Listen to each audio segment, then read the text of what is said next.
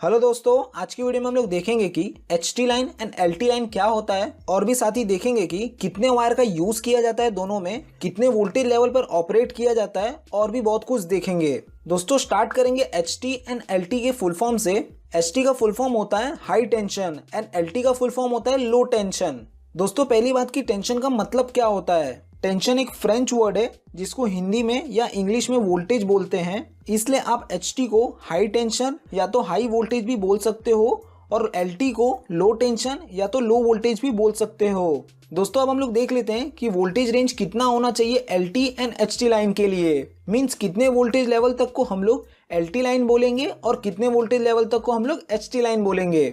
तो लो tension line का voltage 1000 voltage से कम होता है, मीन्स 1 केवी से कम वाले लाइन को लो टेंशन लाइन बोलते हैं। दोस्तों एलटी सप्लाई दो कैटेगरी में होती है, सिंगल फेस एंड 3 फेस। अपने इंडिया में सिंगल फेस का वोल्टेज 230 वोल्ट होता है और 3 फेस का वोल्टेज 440 वोल्ट एंड 415 वोल्ट होता है। दोस्तों नॉर्मली घरों में सिंगल फेस आता है, मीन्स 230 वोल्ट हमारे घरों में आता है। अगर लोड ज़्यादा है तो सिंगल फेस की जगह 3 फेस का यूज़ किया जाता है।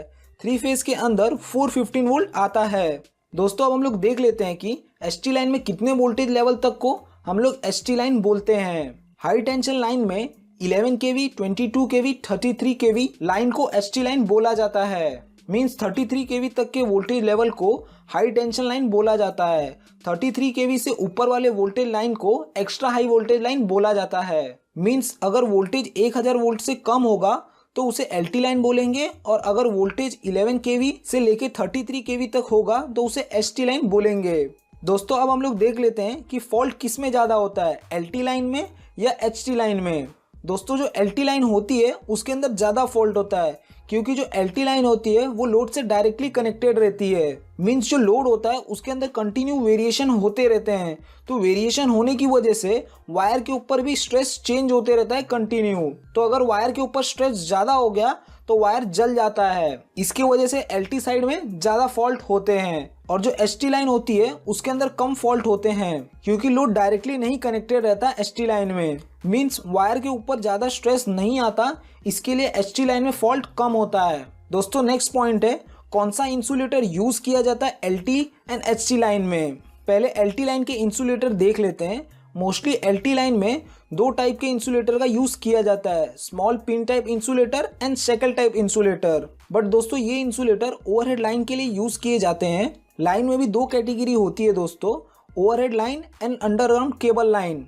तो small pin type insulator and shackle type insulator का यूज़ किया जाता है ओवरहेड एल टी लाइन में, और अंडरग्राउंड के लिए केबल का यूज़ किया जाता है। दोस्तों जो एच टी लाइन होती है उसके अंदर हम लोग pin type insulator and disc type insulator का यूज़ करते हैं। तो नेक्स्ट पॉइंट देख लेते हैं कि कौन सा कंडक्टर यूज़ किया जाता है दोनों लाइन में। एच टी लाइन के अंदर हम लोग रैबिट ACSR कंडक्टर का यूज़ करते हैं अप टू 11 केवी। मीन्स अगर एच टी लाइन को 11 केवी से ऑपरेट कराना है तो हम लोग रैबिट ACSR कंडक्टर का यूज़ करेंगे। नॉर्मली रैबिट कंडक्टर का साइज 50 mm स्क्वायर होता है और उसकी करंट कैरिंग कैपेसिटी 157 एम्पियर तक की होती है। वही अगर एच टी लाइन को 33 केवी से ऑपरेट कराना है तो हम लोग डॉग कंडक्टर का यूज़ करेंगे। डॉग कंडक्टर का साइज 100 mm स्क्वायर होता है।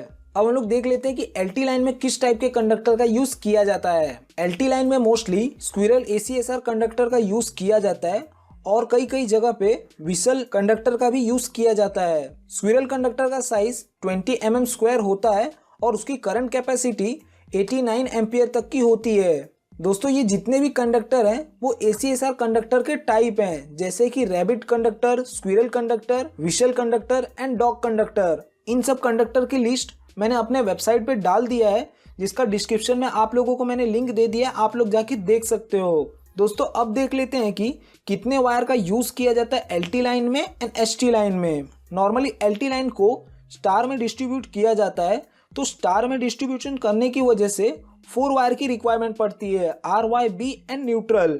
न्यूट्रल वायर के बारे में जानने के लिए आप लोग मेरी ये वाली वीडियो देख सकते हो। दोस्तों एच टी लाइन को डेल्टा में डिस्ट्रीब्यूट किया जाता है, इसके लिए डेल्टा में खाली 3 वायर की रिक्वायरमेंट पड़ती है, R, Y, B। डेल्टा में न्यूट्रल वायर का यूज़ नहीं पड़ता है, इसके लिए खाली 3 वायर का ही यूज़ पड़ता है एच टी लाइन में। दोस्तों जो एच टी लाइन होती है वो पावर सबस्टेशन से आती है और आके हमारे डीपी स्ट्रक्चर में खत्म हो जाती है। मींस एसटी लाइन बड़े पावर स्टेशन से स्टार्ट होती है और हमारे पोल माउंटेड सब स्टेशन पे आके खत्म हो जाती है। और जो एलटी लाइन होती है वो पोल माउंटेड सब स्टेशन से स्टार्ट होती है और हमारे घरों में आके खत्म हो जाती है। मींस एलटी लाइन के बीच में कोई भी ट्रांसफार्मर नहीं होता है। दोस्तों पहले जितने भी एलटी लाइन बनाई जाती थी वो पोल के ऊपर ओवरहेड वायर के थ्रू बनाई जाती थी।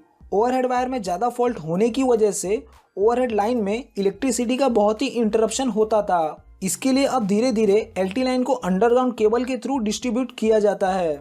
जो सिटी होती है उसमें अंडरग्राउंड केबल के थ्रू डिस्ट्रीब्यूशन करना अब जरूरी हो गया है। इसके लिए धीरे धीरे एलटी लाइन को अंडर